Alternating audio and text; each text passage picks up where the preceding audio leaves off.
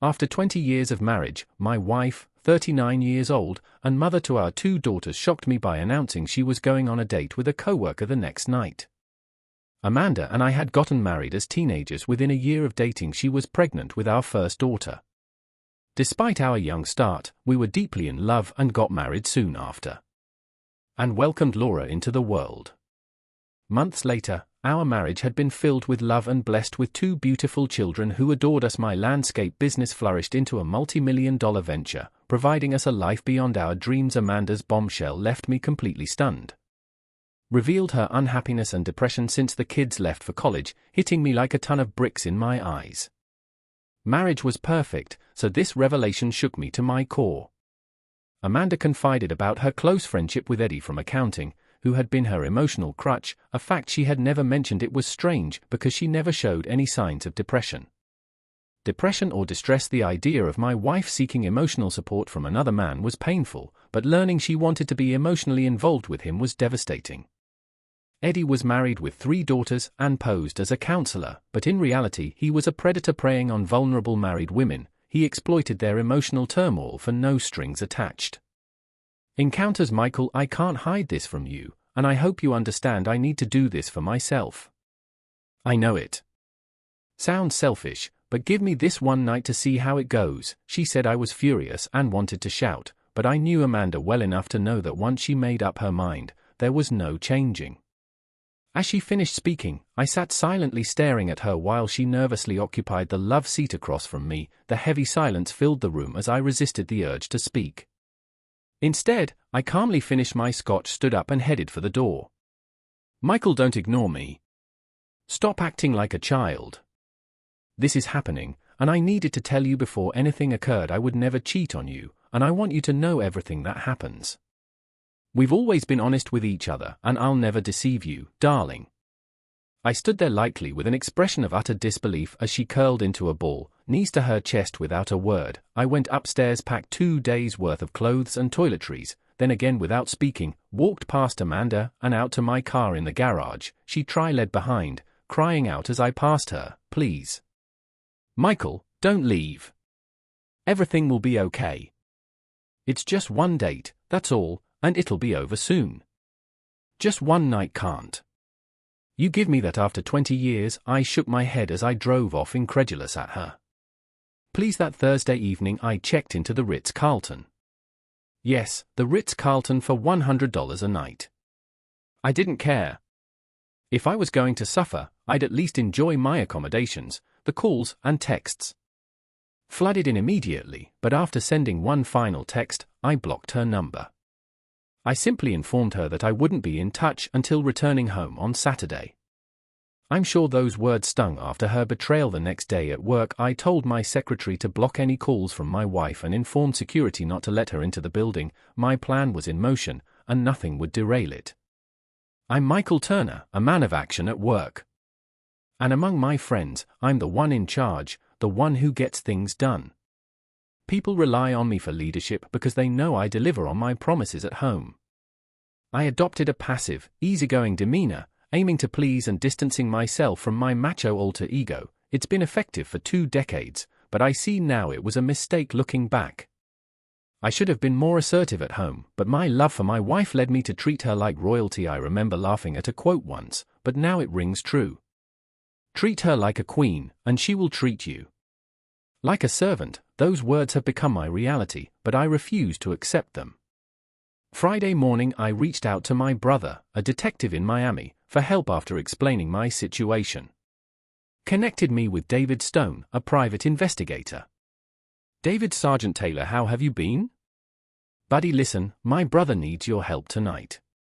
I'm doing a favor and need you to assign someone to follow his wife. We need to find out who she's meeting and gather as much information as possible. By Saturday morning, run his license plates. Get his home address and phone number and text it to me tonight. We'll want photos of the couple, but those can wait until tomorrow. I know this is last minute, but I owe you big time, so I'll make it happen. You want the guy's address and phone number tonight, and the rest of the photos in intel tomorrow. What are we working with? I'll send over the wife's address, her departure time, and her date's first name. He's called Eddie and works with her. She'll be home by 5 p.m., but we don't know the exact time she'll leave. You'll need a man posted outside the house before 5 p.m. to tail her. Got it sent. Me the address and I'll handle the rest. Michael listened intently, grinning. As his brother hung up, his plan was falling into place during the couple's illicit dinner. Michael intended to visit Eddie's wife and explain the situation. His next call was to his friend Chris, requesting the number for the escort service he used. Chris, bitter from divorce, preferred escorts over marriage. Now Michael understood. Good, no infidelity, just companionship, probably cheaper than dealing with a cheating spouse. The call went smoothly, securing an overnight rendezvous with a young attractive blonde. Michael decided to up the ante with a $1,000 tip. Given the unusual situation, he requested the girlfriend experience, pretending to be a heartbroken man going through a breakup. This premium service involved the escort acting like a devoted girlfriend from the start, caring, alluring, and attentive. He emphasized the importance of discretion, especially if his wife showed up. She was to pretend they had just met, not that she was a paid escort. Michael knew his wife would notice their apparent intimacy, planning to reciprocate her desire for another man with his own elaborate response. If she could go on a date, he could too, and with more flair, they agreed to meet at his hotel for a drink and conversation before executing the plan. As a real estate agent, Amanda hosted open houses every Saturday, usually coming home after 6 p.m. This Saturday was no exception. Reflecting on Thursday night when Amanda had declared her independence, she sat on the couch frustrated by Michael's reaction. I can't believe he acted so immaturely, she muttered, annoyed by his silent departure. Amanda tried calling and texting Michael, growing more irritated with each unanswered message. When she finally received a text mentioning betrayal, she flinched, reconsidering her intentions. What she had initially seen as harmless fun now felt tainted with infidelity. It's just one night of fun. Michael will get over it, and we'll be back to normal, she convinced herself. Believing he was overreacting, she planned to make it up to him the next night, confident in her ability to win him over. Returning home to an empty house on Friday night, Amanda reviewed her plans. Should she go through with the date with Eddie or cancel and ask Michael to come back?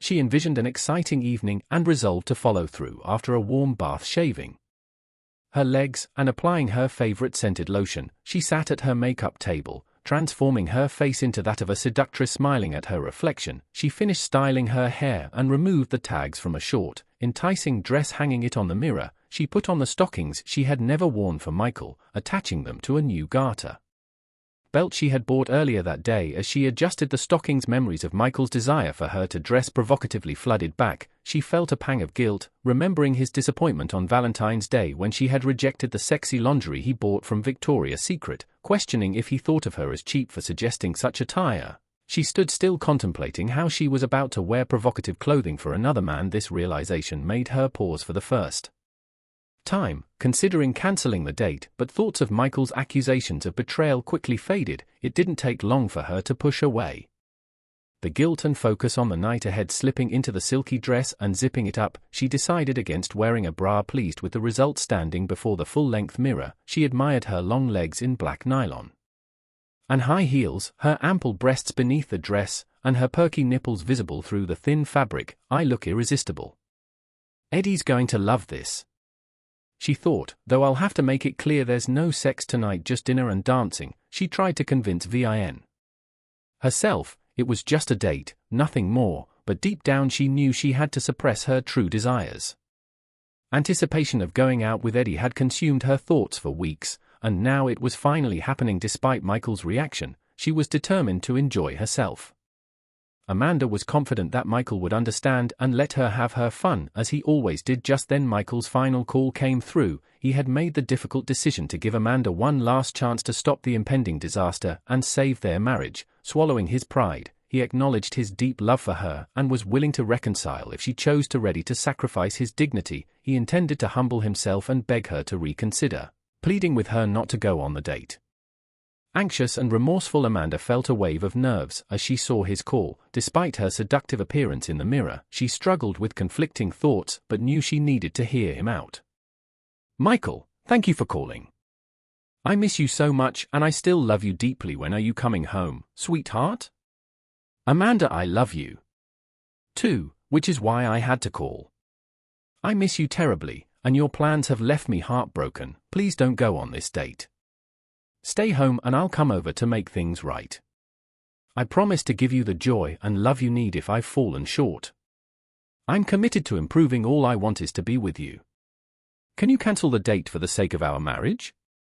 Amanda heard the pain in his voice and felt a mix of sympathy and power. Her strong, confident husband was now pleading with her. She knew he loved her deeply and believed he would forgive her once he understood her perspective, their shared history, their children, and his unwavering affection reassured her that they would remain united. Oh Michael, my love for you knows no bounds, and I want to spend forever with you. However, I need to go through with this tonight. It has nothing to do with our love. It's just an evening for me to indulge in something foolish. Please understand and grant me this one time, and I promise to be yours forever. I understand your pain and I'm truly sorry for causing it, but you're making more out of this than necessary. It's simply dinner and drinks with a friend, nothing more. I'll be home tonight, committed to you. Trust me, once it's all over, you'll understand. Tomorrow we can discuss this further and you can reclaim me as your wife. I love you, Michael, but I must go, she said tearfully as she ended the call. She felt the weight of Michael's pleading, but she tried to stay focused. She wiped her eyes carefully to avoid smudging her makeup and spoke to her reflection in the mirror. I'm sure he thinks I'm being unreasonable, but Michael, I'm sorry. I need this for myself. Please don't be angry. She touched up her hair and makeup, spritzed on some perfume, and forced herself to push thoughts of Michael from her mind. While in his hotel room, Michael stared blankly at his phone. After the call ended, he wiped his eyes, feeling a surge of anger despite his heartfelt pleas. His wife had resolutely decided to go on the date, expecting him to understand. A deep sense of sorrow engulfed him as he realized he had lost her, the only woman he had loved for 2 decades. David, the private investigator, parked his white van across the street from their home just before 5 p.m. Watching Amanda as she arrived an hour later, he observed a car pulling into the driveway, recorded the license plate, and within 10 minutes, they sent Michael the information. They received the home phone number and address even before the couple left for their date. When Eddie arrived, he noticed the sadness in Amanda's eyes, recognizing her moment of insecurity and guilt. He had seen this before. The sudden realization crashed over Amanda like a wave, the weight of her actions pressing down on her. In a moment of clarity, she reconsidered her plans. Amanda, what's wrong? You seem so down, Eddie asked, noticing her change in demeanor. Eddie, maybe we should rethink this. I've been thinking about Michael's request for me not to go out with you. I feel guilty, like I've already let him down, she admitted, a tear rolling down her cheek. Quick to respond, Eddie moved to console her. With his expertise in manipulating situations, he saw this as an opportunity. Skilled in navigating women's emotions, he used his charm and persuasive abilities to influence their decisions for Eddie. Amanda's hesitation was a challenge to overcome. It's okay, Amanda. We don't have to do this, and I completely understand, he reassured her, his tone steady and comforting. You've never felt comfortable going out alone, even for a simple dinner or movie. He just doesn't realize we're just friends. Men like him want to shield their wives from potential threats, but if he knew how much I value our friendship, I'm sure he wouldn't object. Expressing his disappointment but showing understanding, Eddie continued, I'll admit I'm disappointed we won't spend the evening together, but I get it. I was really looking forward to your company and trying out that new restaurant. Seizing the moment, he suggested an alternative. Hey, here's an idea. Why don't we have a nice dinner, and then I'll take you home? Surely he wouldn't mind you having dinner with a friend. His relaxed demeanor and the offer of a simple dinner were enough to sway Amanda, already dressed for the occasion, and deep down desiring companionship. Eddie's manipulative tactics reassured her, convincing her that dinner was harmless. Despite her initial doubts and the emotional turmoil regarding Michael, Amanda decided to go at 7 p.m. David watched the couple leave and head to a downtown restaurant, immediately informing Michael of their whereabouts. Throughout the evening, he kept Michael updated, capturing photos effortlessly. He spent the next 4 hours taking pictures of them at dinner, holding hands and entering a dance club, dancing and kissing, acting like a loving couple. He also recorded several videos of them slow dancing with Eddie touching her Inappropriately, David sent all the visuals before sunrise at 8 p.m. Michael called Amanda's father Ethan, a longtime friend and golfing buddy, to break the news. "Hello Ethan, it's Michael." "Hi Michael, are we still golfing on Sunday?" "I'm not sure, Ethan. I have some troubling news. Your daughter is on a date with a coworker right now. Despite my belief that everything was fine in our relationship, she felt the need for more and decided to see this man. I love you and Rachel, but I can't tolerate this. And our marriage is over. She broke our vows, and I can't forgive her betrayal. I wanted you to know what led to this. I'm sorry it came to this, Michael. Are you sure she's seeing someone else that doesn't sound like my daughter Ethan? I have a private investigator watching them at dinner. Right now she's with the man betraying me, our marriage and our children. I'm sorry this is hard for me, but I respect you and wanted you to know the truth, Michael. I'm so sorry, please don't do anything rash. I know she loves you, and maybe you can work this out. I'm sorry. Ethan, I've made up my mind. I'll call you soon. Let's reschedule for next Sunday. This weekend is going to be rough with the address from the investigator. Michael drove 20 minutes to Eddie's residence to speak with his wife Olivia. When Michael asked if she was Mrs. Parker, Eddie's wife, the woman, a mother of 3 in her 30s, answered the door in tight jeans and a lace top that accentuated her figure. Despite her suggestive attire, Michael focused on her eyes to avoid any awkwardness. "Mrs. Parker, I need to talk to you about something important." Michael began, taking a deep breath. "Are you Mrs. Parker?" Eddie's wife Michael asked with a grim expression. "Yes, I am." "Is everything all right?" she replied, concern evident in her voice. "HEK, fine, believe me, he works with my wife. May I come in for a moment?" Michael requested inside the living room. Michael didn't waste any time. "Mrs. Parker, I hate to be the bearer of bad news, but your husband Eddie and my wife are out on a date right now. My wife confessed to me yesterday that she needed some space, and your husband has been more than supportive." "Are you sure Eddie told me he was at his Friday night card game?" she said, her voice tinged with disbelief. "Parker, I wouldn't be here if I wasn't certain. My private investigator is monitoring them. As we speak, I'll have photos and videos to show you, but I thought it was important for you to know immediately," Michael explained. He left. She was in tears, feeling a mix of guilt and vindication, knowing that their affair had likely shattered both marriages, but Eddie chose this path, and the consequences were inevitable. The next morning after breakfast, Michael sat back in the plush hotel bed, savoring a cup of coffee. His brief moment of comfort turned to bitterness as he opened the investigator's photos on his phone. Amanda had come home by 1 a.m., and there had been no sexual encounter, but the images of her betrayal were undeniable. Tears welled in Michael's eyes as he saw his wife kissing Eddie, her lover's hands roaming freely. The sight of her in stockings she had never worn for him was a final stinging blow. Eddie had successfully convinced Amanda to extend their date beyond dinner, taking her to his favorite dance club. This decision was her undoing, despite recognizing its wrongness. Amanda went along seeking a fleeting thrill. Michael, with tears streaming down his face, felt a unique and crushing pain. He had cried when his mother passed and mourned lost friends, but this betrayal was different. Watching the video for the 3rd time, Michael shouted in frustration, vowing revenge, though there was no intercourse, and her actions were a deep betrayal of their marriage. On Saturday afternoon at 2 p.m. Michael met with Lisa at the hotel. They spent 2 hours getting to know each other, and Michael explained his intentions clearly. Lisa was perfect for his plan. They returned to his home shortly after 4 p.m. and were in bed by 5 p.m. Before climbing into bed, Michael placed a letter he had written for Amanda. "Amanda, last night you shattered our marriage vows in my heart. The moment you broke our agreement, I stopped seeing us as married legally. We're still bound, but the agreement is void, and we're free to live as we wish. I intend to occupy the master bedroom. Since this is my house, you're free to use any other room, but my bed is off limits. Your belongings are in the guest rooms. I ask that you respect my personal space. You've gained your independence, and now I have mine. I hope you're satisfied with your choice to love your former husband Michael, whom he removed his wedding band and placed it at the top of the letter on the front door. He then took one of his collector's knives and drove the blade through the center of the ring, piercing the letter and embedding it deep into the wooden door. was the first thing Amanda would see when she came home that night at precisely 10 p.m. when Amanda returned. The sight of the knife embedded in the door alarmed her.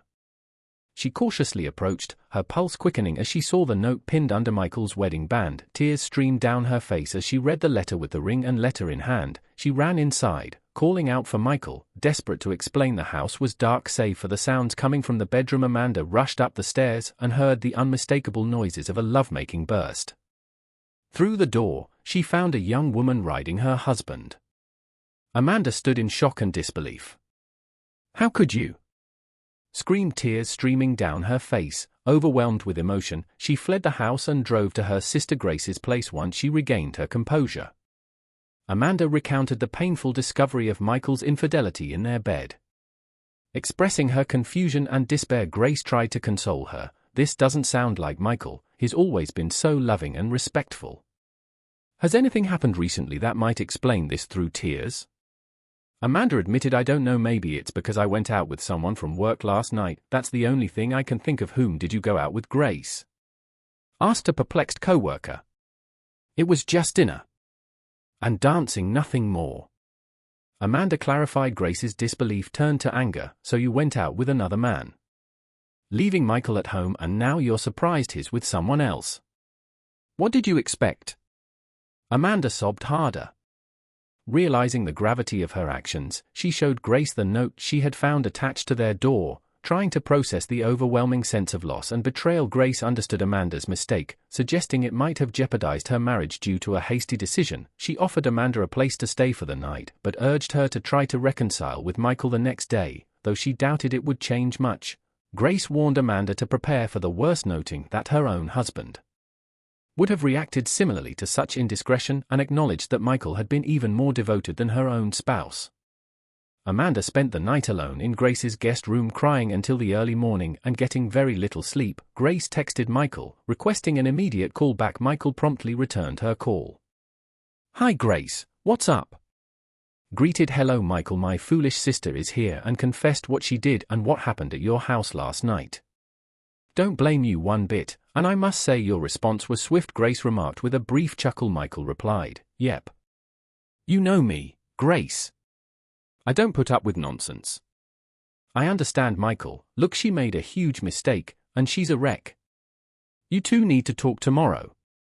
I don't know if you're actually kicking her out.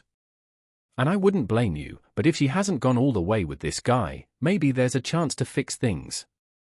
Maybe counseling could help anyway.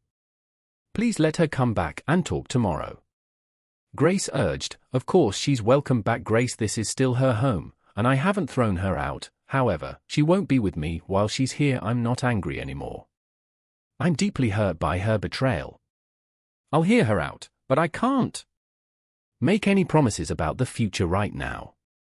I feel as much hatred toward her as I do love her. The pain is overwhelming my emotions. It would take a miracle for me to consider taking her back, but you already know that you're the sensible one in the family. I can't believe my sister thought you'd be okay with her seeing some other guy. What was she thinking? Just be patient and remember she loves you. Hopefully she hasn't gone too far with that idiot." Grace replied, "Thanks Grace, send her home whenever she's ready." Michael concluded, "Thanks Michael, you're the best." Grace responded, "Goodbye Grace." Michael bid farewell. "Goodbye Michael." Grace replied, "Sunday at noon, I returned from the gym to find Amanda's car in the driveway. She was seated in the kitchen table looking nervous. You know we're not getting a divorce. We can work this out because we love each other," she said. Attempting a smile, I stayed silent, brewed a cup of coffee and sat across from Amanda, who was nervously fidgeting. After a few sips, I broke the silence. "Amanda, whether we get a divorce or not, it doesn't matter. When you broke our vows, our marriage was over. I don't see us as a couple anymore. You're free to pursue anyone you like, and so am I. The only change is that you won't be in my bed anymore, and our physical relationship is done. It ended the night you went out with the man you claim isn't your boyfriend, Michael Hune, not my boyfriend, and nothing happened. Amanda insisted you went on a date with another man. You wore seductive clothes to dine out, showed affection in public, and spent hours with him. You might think your actions were minor, but to me they ended our marriage. So you have what you wanted. We don't have to divorce if that's what you prefer." "No, I don't want a divorce. Just give it time and I'll come." Back to your bed. Have you finished with the woman you were seeing? She retorted sharply. I find that amusing. I laughed. You're the one who destroyed our marriage, not me. You ended our bond the moment you accepted that date and left. In his car, I have no intention of ending things with Lisa. She's young and exciting. And a fantastic lover. Honestly, it was the best sexual experience I've ever had. We explored things you never did, and now I know what I've been missing. There's no reason for me to stop. You probably don't. No, but while you were out with your boyfriend, I visited his wife, Olivia. Did you know they have 3 children? Probably not given your actions with him. Olivia told me a lot about Eddie. You're the 3rd woman she's found within a year. Stephanie Roberts from your job. She was the latest married woman he tangled with, which led to her divorce. Your Eddie is notorious, but Olivia's had enough. Believes a cheater always stays a cheater. Your fling with Eddie has ruined 2 families, affecting 5 children. Well done. This revelation hit Amanda hard, and she began to see Eddie in a new negative light. She felt angry and foolish for jeopardizing her marriage for a man who had destroyed other families. Consumed by rage, she lashed out at me. Michael, he's not my boyfriend, and you need to stop saying that. I can't believe you went to her house and accused him of cheating. It was just dinner, for God's sake. You're being cruel and hurtful. And what about you being with another woman in our home? That's unforgivable. That needs to end. It was just dinner. Did you forget? About the dirty dancing, kissing, and touching at the club. I promised Olivia copies of all the photos and videos for when Eddie tries to downplay it like you're doing now. You may not see it as cheating, but to everyone else, it's betrayal. When will you understand that? So you think I'm cruel and hurtful? How do you justify your actions? Loving and caring. No, I won't give up. Lisa, if you can't accept that, you don't have to stay. No, Michael, I want you to end it with her. And be with me. I won't see anyone else. I promise. You promise. Oh, you promise. How ironic. You promised to be my wife, forsaking all others, and that promise went out the window, didn't it? So Amanda, if you're unhappy with the situation, you're free to leave or file for divorce. Maybe you can move in with your lover. Since you'll need a new place to live, frankly, you two deserve each other, or you could stay here or perhaps go live with your sister Grace. I'm sure she'd welcome you with open arms. You'd make a fine role model for her daughters. Michael, will you stop seeing that woman? Don't you love me? Don't you want us to reconcile and be together? Amanda's pleas were desperate, almost pathetic. Amanda, it's far too late for that. The moment you told me you wanted to be with another man, you broke me. Do I still love you? My heart might still hold love, but it's been stripped of trust. I can't see myself ever loving and trusting someone who tossed me aside so easily. A real man wouldn't let his wife be with another man, but that's exactly what you did. You make it clear you wanted someone else. Ignoring my feelings. Now that you've opened our marriage, you have to accept my desires too. Right now, I want to be with Lisa, a young woman who brings me joy beyond my wildest dreams. It probably doesn't sit well with you seeing me happy with someone else. Well, now you get a taste of my pain, and you'll have to live with its revenge. It's bitter, but that's how it goes. As for divorce, that's your call. We can stay together as roommates and see how things play out, or I can have the divorce papers ready within a week. It's yours choice, darling. It doesn't matter to me. I declared firmly. She got the message and didn't challenge me for the next month. I brought Lisa home every weekend. We indulged in passionate lovemaking multiple times a day, and it was exhilarating. Her smooth skin was pure bliss, and she made me feel alive again, helping to rebuild the confidence Amanda had shattered. Amanda hated the weekends and begged me to end my affair with Lisa. But I ignored her when Lisa and I got home on Saturday nights. Amanda would leave and only return once Lisa was gone. I made a deal with Amanda to text her after Lisa left. Honestly, I enjoyed the sex in the sight of Amanda's suffering.